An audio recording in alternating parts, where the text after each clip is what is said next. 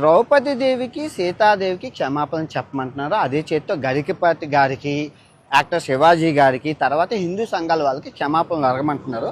వినాయకుడి సన్నిధిలోనే నేను క్షమాపణలు కోరుకుంటాను. చెప్పే ముందు నేనేమన్నానండి, ద్రౌపది దేవిని సైంధవుడు కీచకుడు బలాత్కారం చేయబోయి చచ్చిపోయారు అన్నాను. బలాత్కారం అంటే ఇంగ్లీష్లో ఏంటి, రేపు.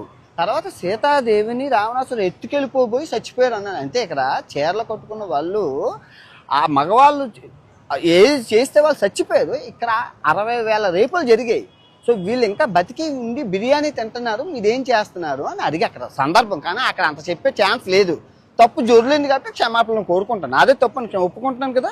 సో ఇప్పుడు నేను తప్పు చేస్తే రాత్రికి వినాయకుడి సన్నిధిలోనే రక్తం కక్కుకొని చచ్చిపోతాను. కనుక నా తప్పు మీరు స్వీకరించకపోతే ఈ సంవత్సరం నుంచి నెక్స్ట్ సంవత్సరం వరకు అష్ట దరిద్రాలు మీకు అంటుకుంటాయి. ఛాలెంజా వినాయకుడి మీద ప్రమాణకం చేసి చెప్తున్నాను. నేను తప్పు చేస్తే ఈ రోజు రాత్రికి రక్తం కొక్కుని చచ్చిపోతాను. కానీ మీకు ఈ సంవత్సరం 26 అంతా నాలుగు మీద మచ్చలోనే అష్ట దరిద్రాలు పట్టుకొని సర్వనాశనం అయిపోతారు.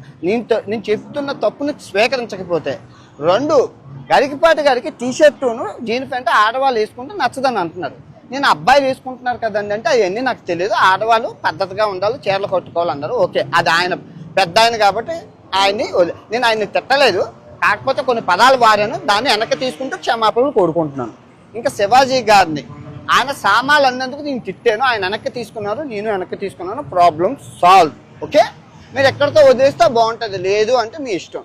నేను ఇప్పుడు మంచి శాండ్విచ్ మసాజ్ థాయిలాండ్లో చేసుకొని రాత్రికి మంచి సినిమాకి వెళ్ళి ఆ వీడియో రేపు పొద్దున్న పెడతాను. ఓకే, నేనైతే చిల్ అవుతాను, రిలాక్స్ అవుతాను. మీరేం అవుతారు అనేది మీ మనసుకే ఆలోచించేస్తున్నాను. Love you all. అందరూ బాగుండాలి, అందులో నేను ఉండాలి.